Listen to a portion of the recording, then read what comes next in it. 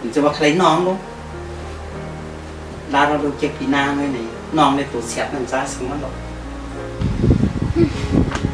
อย่าท่านแดงดับพิษกับพิษผู้ยิ่งเหรอ ถึงจะได้พิษลูกมันเป็นอะพิษปีกล่องก่อน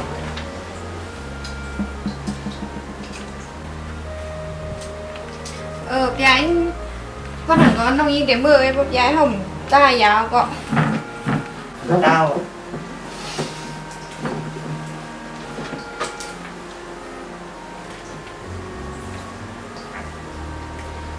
ซื้อโคบย้ายค่ะคุกหน่องมาสักวันน่ะ เป็นนะ หน่อยมือเว้ย ร้อน ก็อย่านอนดึกนะนอนเจออย่าผมก็แค่พางสาวติ๊ก นะตัวอ่อน อย่าลืมกินยาเพลงนี้เนาะเบื่อ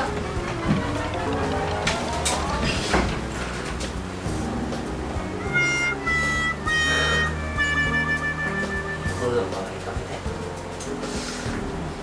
จีแค่ทางเช้าน้องยิงมาเกาแข็งอุ้ยเทียงพี่ก็ตื่นกะฮะเลย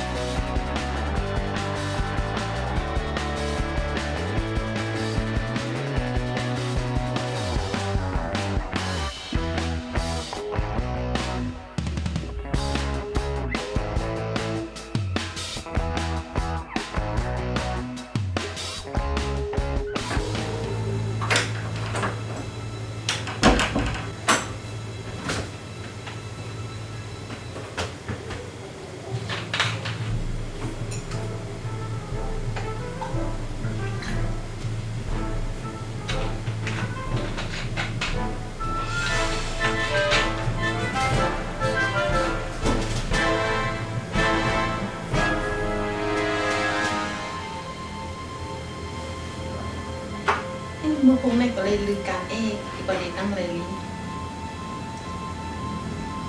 ก็ที่ก็เลี้ยวความนี้ก็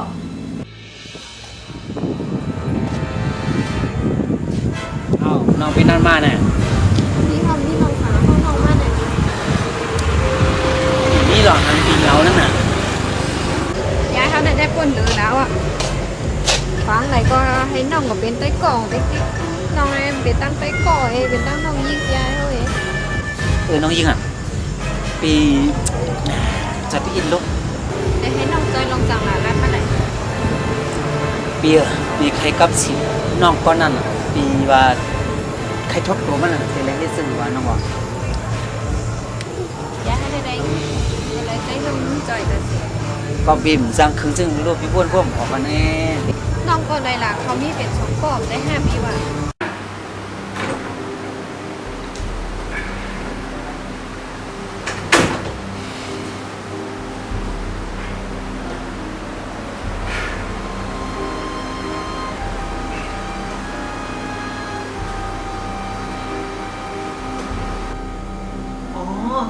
วันออกอ่ะเลยจมไว้เงินกว่าเลยเดี๋ยวมันตันยกโทรหาไปกว่ามีอะไรไหม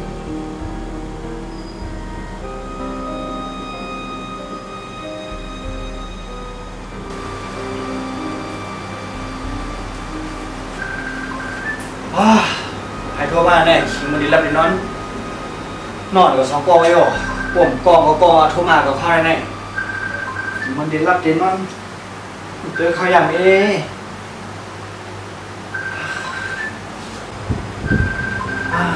โทรมาแล้วไงฮัลโหล ฮัลโหลได้ไผ่คะไหน มึงเนี่ยนะมือหอมมาในดอก อ๋อ น้องอ่อนได้กล่องไว้เงินอ่อน จะโกงเหมือนกันฮะหูนะพี่กับหูเหมือนกันเขาซื้อมันแหละพี่กับหูเว้ย อ๋อมันเป็นทั้งตอนนั้นน้องเดฟโทรเขาโพงมันก้อยขาด เลี้ยววันก่อน อ่ะในกับปันใบพุ่งผิดแทงอ่อนจำตัวเบอร์เลย อ๋อแล้วก็ต้องตัวแสงข้างนอก ดูแซมถ้าบินได้ทางหลอดมันชอบปีแน่แต่ทั้งไปหายเลี้ยน่ะน้องมวยพร้อมนั่นน่ะยินเงี้นั่นน่ะปีนั่งมันนั่นน่ะ ที่ทำยอดหมายพวงนั่นแหละ มันแต่ย้อนดิเขาว่าน้องว่า ใครดีอ่ะ อ้วนขอแน่ อ๋อยอดตีย้ายมันอะไรลูก เตี้ยใช่วะกับแขนเดียวอ่ะปุ๊บจะไล่มาเร็วได้เลยน้องไปเตรียมมันปีนึงนะกับเพื่อนเก่งแล้ว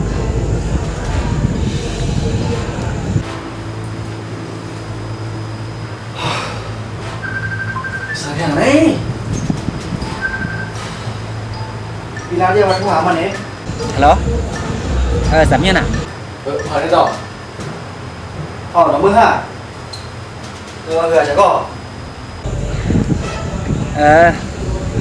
ถ้ามีลองไข่ย้อนสูลองหนึ่งจะซึ่งก่อนไม้พงน้องยิงสูงก็ยิงก่อน วันนั้นน้องยี่ห้าไปดังสองก่อเดี๋ยวก็เลยอ่ะเดี๋ยวมือพร้อมเอามือเงี้ยน่ะ มวยพร้อมนั่นมือพร้อมวันนั้นถ้าดูเดี๋ยวตัวน้องตัวเสียผ้าเนี่ยกัน ใจล้อตัวแชมป์นั่นใจล้อ โอเคแค่มาหากำมันก็ได้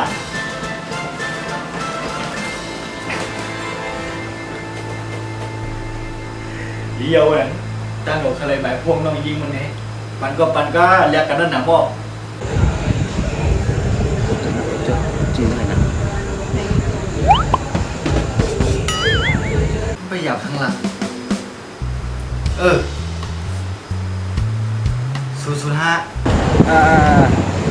หามามีเตรียมเพื่อนกันรัดมา367 1839ต้องอะไรเหรอ ต้องมาเสียงน้องยิ่งหนึ่งแจ้งหน่อยครับเหยียบตั้งหัวทะเลเพื่อนก็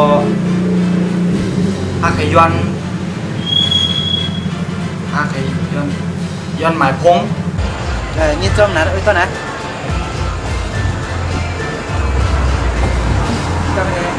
ดีใจเดียวอ่ะใช่ป่ะว่านะ ด้วยย้ายให้ได้หยงล้มชาวน่ะถ้าวันใครเป็นมาเป็นต้อยกองหวะมือแบบเป็นไอ้กำแล่ไปขานมแหละ ฮัลโหลไอ้นี่เกาไล่หน่อยเฮ้พวกอะไรหมายพงอะไรวางไว้อ่ะเราเรื่องย้อนหมายพงน้องยิงอยู่พวกกับผู้เด็กก็ย้อนตั้งเราเนี่ยเบสังเราได้กับหลุมไม้พงหรอก็เดี๋ยวหาตัวตีงกับเลยว่ะ